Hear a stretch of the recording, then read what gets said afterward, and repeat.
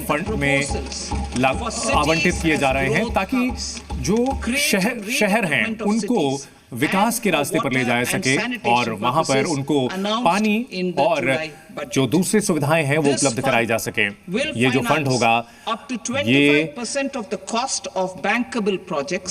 जो बैंक के द्वारा फंड किए जाने वाले प्रोजेक्ट होंगे उसको कवर करेगा। इसके अलावा बॉन्ड, बैंक लोन और पीपीपी यानी पब्लिक प्राइवेट पार्टनरशिप के जरिए भी वित्त पोषण यानी फाइनेंस किया जाएगा। 2025-26 में इसके लिए हमने प्रस्ताव दिया है। अगर ऊर्जा क्षेत्र के सुधारों की बात की जाए तो हम जो बिजली की सप्लाई की जाती है उसके सुधारों को हम आगे बढ़ाना चाहते हैं ताकि क्षमता बढ़ाई जा सके और इससे जो बिजली कंपनियां हैं उनकी वित्तीय स्थिति सुधरेगी।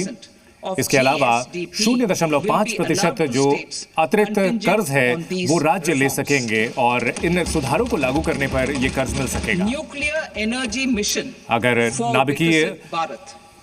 अगर न्यूक्लियर एनर्जी मिशन की बात की जाए तो विकसित भारत के लिए बहुत जरूरी है और 100 गीगावाट के न्यूक्लियर एनर्जी प्लांट को हम विकसित करेंगे और हमारी जो ऊर्जा को लेकर के जरूरतें हैं इसके लिए बहुत जरूरी है।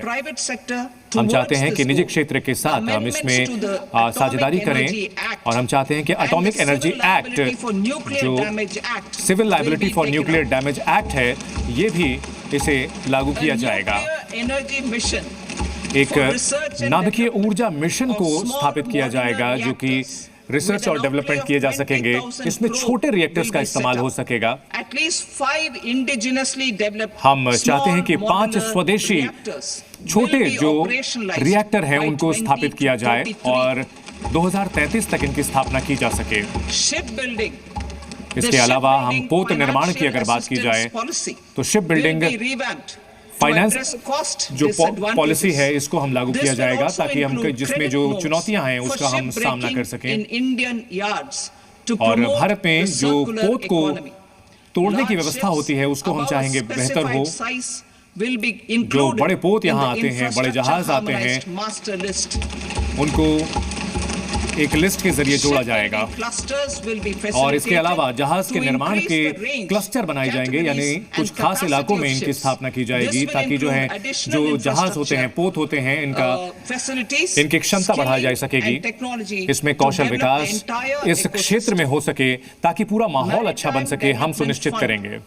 हम मैरीटाइम डेवलपमेंट फंड यानी समुद्री विकास फंड की स्थापना करेंगे ताकि जो समुद्र से जुड़ा हुआ क्षेत्र है उसको हम आगे बढ़ा सकें। इसमें 25,000 करोड़ रुपए के लिए का आवंटन करके एक कॉर्पस बनाया जाएगा यानी रकम इकट्ठा की जाएगी।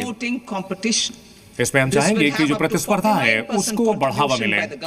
इसमें सरकार की ओर से 49% अनुदान देगी और बाकी का जो 51% है वो जो अलग अलग प्राइवेट सेक्टर है उनसे आएगा।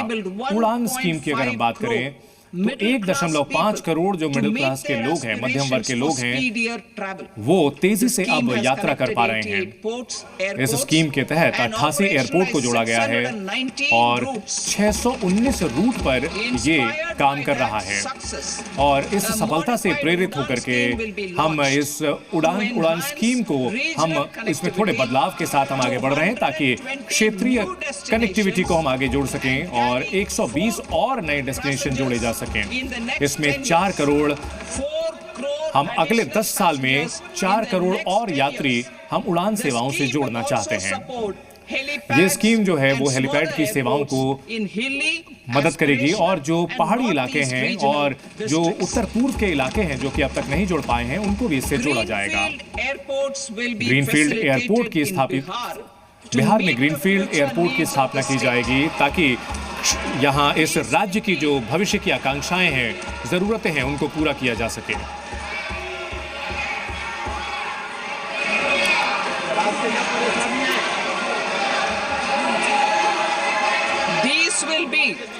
और ये जो ग्रीनफील्ड एयरपोर्ट होंगे इसके अलावा अभी जो पटना एयरपोर्ट है उसमें क्षमताओं का विस्तार किया जाएगा और बिहटा में जो ब्राउनफील्ड एयरपोर्ट है उसकी भी क्षमताओं का विस्तार किया जाएगा और वेस्टर्न कोसी कैनाल मिथिलांचल में स्थापित किया जाएगा। कोसी कैनाल प्रोजेक्ट की स्थापना की जाएगी। इससे बड़ी संख्या में किसानों को फायदा होगा और 50,000 एकड़ से ज्यादा जमीन को यहां पर उपजाऊ बनाने में मदद मिलेगी। मिथिलांचल जो बिहार का हिस्सा है उसको इससे बहुत फायदा मिलेगा।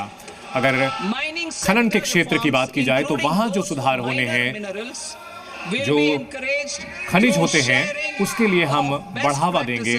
हम चाहेंगे कि जो सबसे अच्छे तरीके हैं उनको लागू किया जा सके ताकि जो खनन के क्षेत्र में आगे बढ़ सकें। और इसके अलावा जो अहम खनिज होते हैं उसके लिए भी एक नियम लागू किया जाएगा। एक स्वामी योजना के तहत 50,000 यूनिट हैं, उनको पूरा किया गया है और ये 50,000 घर जो है वो चाबियां स्वामियों को दे दी गई है।